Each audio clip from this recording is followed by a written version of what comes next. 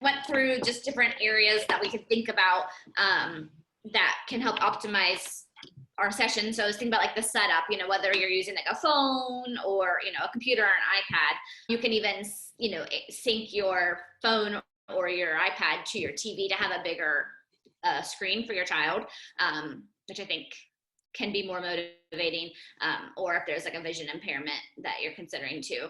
I think the bigger the screen, the better. Another thing that has, shown to be helpful, trying to get into, a quiet or distraction-free environment to the best we can, right? I mean, in small apartments and different places, that's not always possible, but definitely setting up kind of a workspace that the child knows that that's where they're going to work, whether it's distraction-free or, as much distraction-free as you can. And then also, thinking about positioning before you start, will the child need to be, seated for the whole duration of the therapy? Will you need to be able to be sitting and then get up and move your body? Or, is it more of like a physical therapy session where you're going to be needing space and going to be moving your body?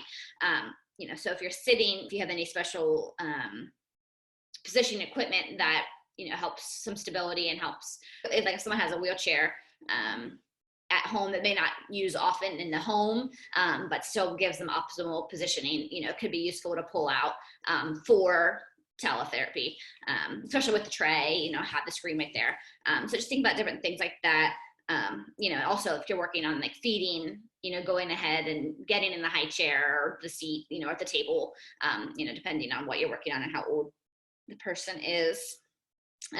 But then also thinking about some tools for regulation when you're thinking about sitting. So, should we go ahead and pull out, like a weighted equipment if we have any, maybe like sitting on the ball if you have a ball that your child likes, or like a wiggle disc, or, any of that sitting equipment that helps with regulation. And then, being creative with figuring out, if you don't have a wiggle seat, but your child likes one, maybe is sitting on a pillow, enough of, some input to be able to move our body a little bit more. And then same thing with weighted, equipment. If you don't have, a weighted lap pad or a weighted blanket, could you fold up, a heavier quilt into a small space, and use that as a weighted lap pad because you don't have one at home, but that can help with a child's regulation and attention.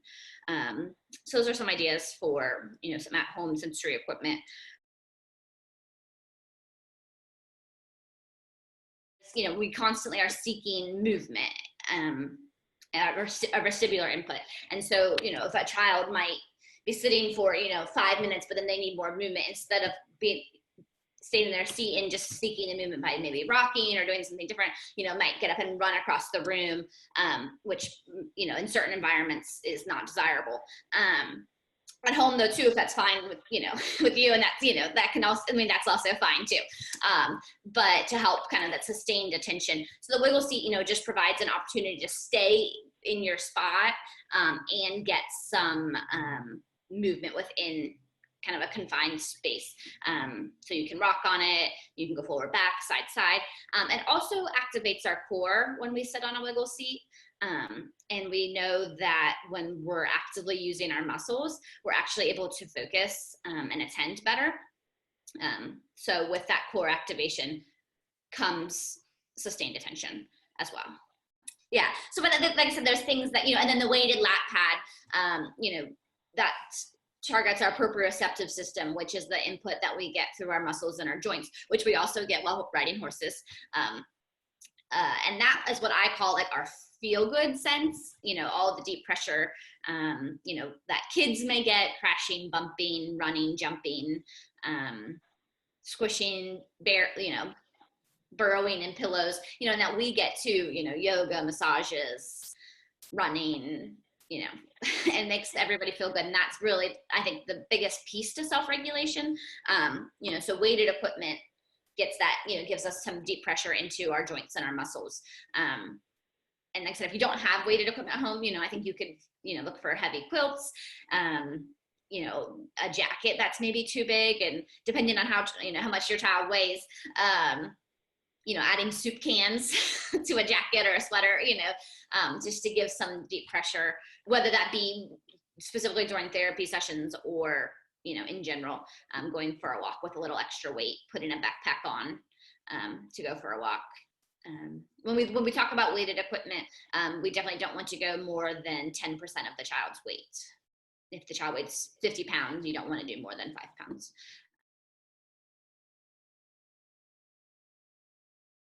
So something to think about, you know, as a prep for, you know, some of the sessions, you know, encouraging maybe, you know, the body talk before you begin or as you begin, you know, to start off with those self-regulation pieces, whether you do it on your own before or, you know, as you know, with the therapist as you start the sessions, you know, or even more so, you know, if he enjoys going for walks when it's nice out, you know, planning, you know, I know I have therapy at 3 or, you know, a video with school or whoever, you know, maybe at 2:30, you know, to go for a walk beforehand or, you know, doing something that he enjoys, that he's also able to move his body, you know, because I think everybody's just feeling that we're not moving our body enough.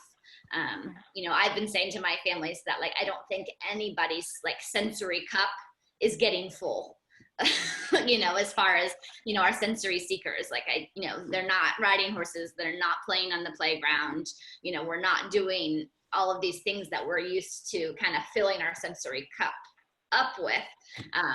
So we need to just try harder with more and different things, you know, and be mindful to, you know, get out and get the walks and, you know, even maybe allow some things you might not allow in your house as far as, you know, rough playing or, you know, jumping or kind of running in the home, you know, that you might discourage at other times. So I think everybody's, you know, having a hard time feeling satisfied sensory wise, which I imagine your son is too.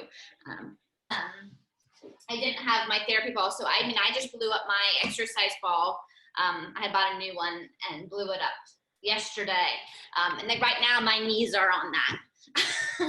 And I'm sitting on a seat, but then my knees are on my ball right now, you know, and I'm getting some movement with that. You know, so whether, you know, we have, you know, sensory processing difficulties or not, I think, you know, we're all kind of feeling it.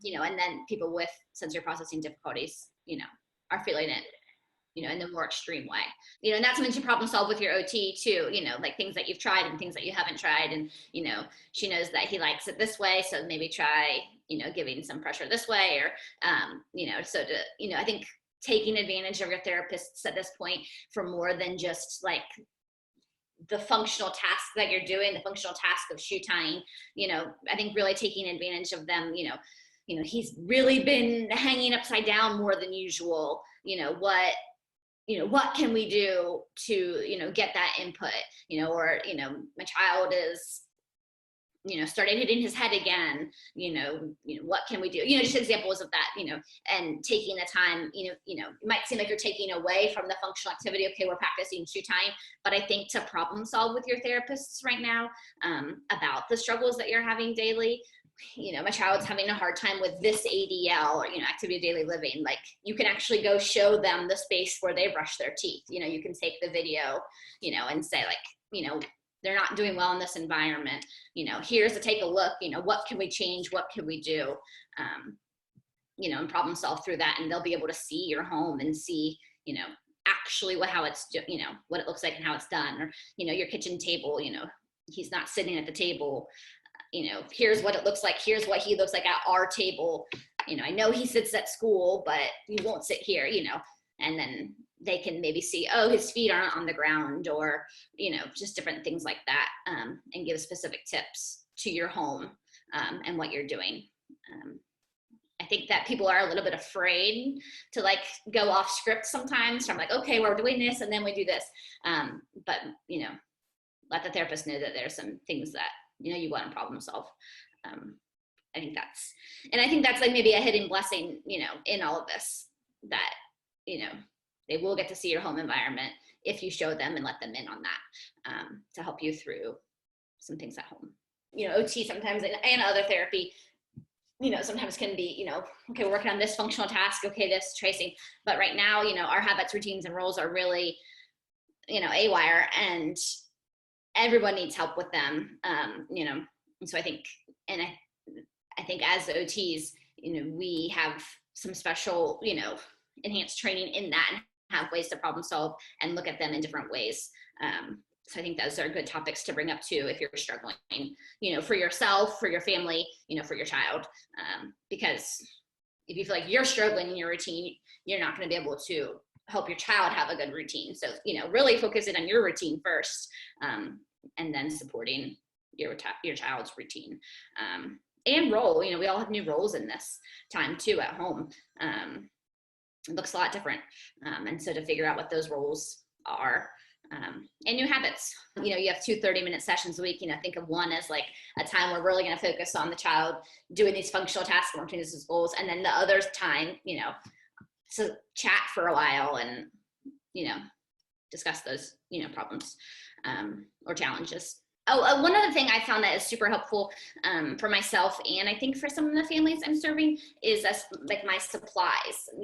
Like the things that myself and the children need during the teletherapy session. So I've suggested people like gathering kits of like the tools that they normally use and kind of keeping them handy, the paper and the scissors, the worksheets or workbooks that you're working through, the shoe tying or the shoe that you're practicing tying on, or, whatever equipment you're using, keeping it in like a box or a bin or a bag, so that like you don't have to go gather that up every time before therapy starts. You just kind of have a place that all of your, equipment or things that you will use or the therapist will want you to use ahead of time. And then also, to check in with the therapist ahead of time, if there's something different that they want you to get, going ahead and gathering it before the session actually begins, instead of like searching around, and that could be, a shared materials between all your therapy and all your schoolwork, in kind of one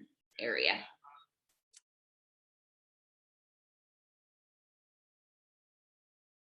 I think making obstacle courses, in the house, taking pillows off the couch as like stepping stones, even putting, some, masking tape or painter's tape on the floor as like a balance board, crawling under things, over things, and having a start and a stop to that, and I think, depending on your child, having just 2 things, climb over this, climb under this, and go back to the beginning, or, you can make it more steps, crash on the couch, climb over this, step on the stepping stones, and then back to the beginning. You could add more steps to make it, more challenging or whatnot. But also, I think just, like blankets. I don't know, you said your son loves his beanbag area, so it seems like he probably loves, to be cozy and like deep pressure. So to roll up tight, like a burrito, in beanbag, not in beanbags, like in a blanket, and kind of roll them up. Or, with the kid this week, we were pretending to make, squishing him between 2 couch pillows. Well, I wasn't, his mom was, so we were making like like a kid sandwich, had the, a pillow on the bottom, the kid was in the middle, and then she was squishing him, and giving him some deep pressure and being silly like that.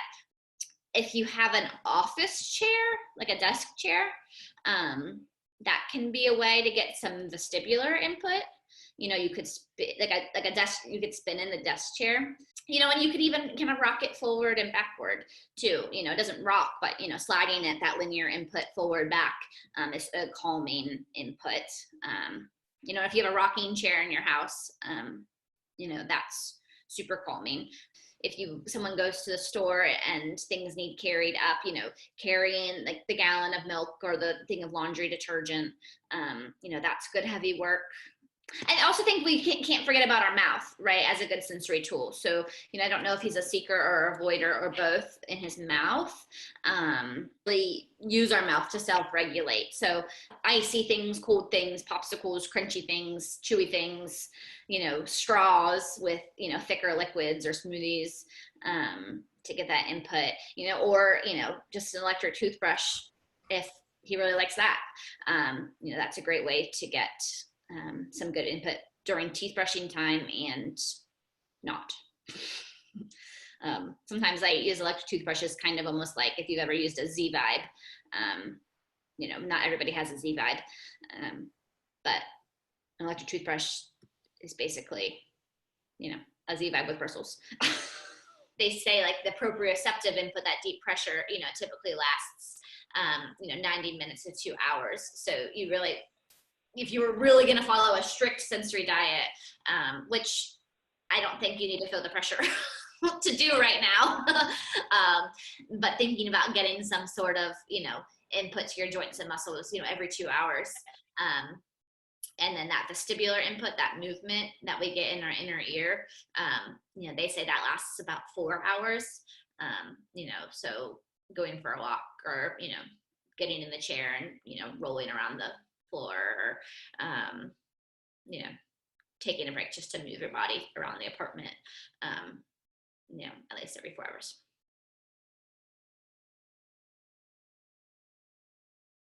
Jumping, you're getting both that proprioceptive input because every time you're landing, you're getting deep pressure into your, like your knees and your ankles and your hips. Your whole body is getting those joint compressions, but also you're moving your head. So you're getting that vestibular input too. You know, that linear vestibular input up and down, that input into your inner ear.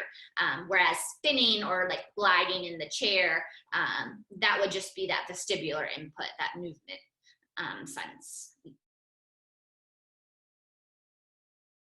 Finding, you know, crawling under things or through tight passages is really good, you know, for some body awareness too. So like if he's, you know, crawling under like the skinny side of the table, or crawling, you know, if you put a blanket up between two pieces of furniture and he has to crawl under, you know, being in that 4-point, you know, you get some good input. Also it is good for, you know, increasing kind of some body awareness. And then crawling over things, you know, is kind of, you know, some climbing in the house. I mean, I don't know how much you actually would be able to climb over, especially you know, 11-year-old, you know, like for the little ones, you know, you can put a laundry basket to crawl over, but he's not going to crawl over a laundry basket. Some tips I have would be to remember to let him take breaks. So, you know, with that counting, you know, whether if he can do a good 5 brushes, and then that's just enough for him, you know, to bring it out of his mouth, let him kind of chill out again, feel okay again, and then go back in for 5 more good brushes, and then take it out, and let him kind of feel good again, and then put it back in. It might take a long time. And then hopefully then, you know, slowly increasing, you know, can you tolerate, you know, 6 or 7 good brushes before taking it out and having a break. I find some kids that when they get to do it, a lot of therapists or thinks that like the mom or the caregiver or the therapist needs to be in charge of the Z-Vibe or an electric toothbrush. Whereas if the child can do it, it might actually feel good. You know, whether he's just biting it, you know, or, you know, moving around or just holding it one place. Like I'd be curious to explore that some more. You know, work on desensitizing it, and the vibration, you know, is part of that feel good sense too.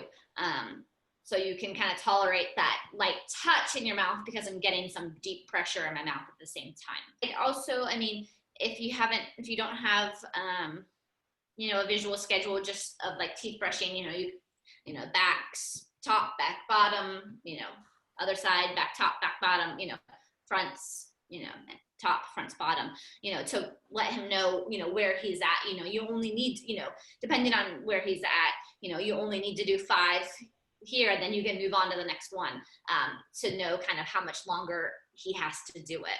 You know, I think when we do hard things, or things that are uncomfortable, when we know where we are in the duration of it or how much longer we're going to have to tolerate it, we're able to tolerate it a little bit better. You know, there's some fun apps now for teeth brushing too. I don't know if he's motivated, you know, by screens or by apps. We're talking about regulation and arousal. You know, if his arousal is already pretty high going into an uncomfortable activity, he's going to be more sensitive. So if you could do something beforehand, you know, to bring his arousal or regulation, you know, kind of down, overall his sensitivity threshold is going to be a little bit lower, you know, and maybe be able to tolerate it a little bit better. So whether, you know, that's the massage or beforehand or jumping, you know, trying, you know, one of those feel good activities before. And then also, you know, if you think about our arousal, doing something that's uncomfortable is going to increase our arousal. So when he's done with this activity, his arousal is going to be high and he's going to be sensitive. So thinking about ways, you know, to help him bring his arousal back down, you know, with self-regulation. So, you know, another feel-good thing after teeth brushing too. Whether it's just relaxing back in his beanbag corner, you know, and getting some squishes, and kind of chill out with the iPad, you know, and that might help you chill out. And, you know, behaviorally speaking, you know, it's a reward for completing the activity. You know, it's not a bad idea. Because then if he knows, you know, you could even put that on your visual schedule too. You know, top, front, you know, top, back, top, bottom, you know, you know, spit, iPad, you know, it can go on that schedule that you make. I think that could, over time, lead to more success. You know, it certainly won't happen overnight. Teeth brushing is hard.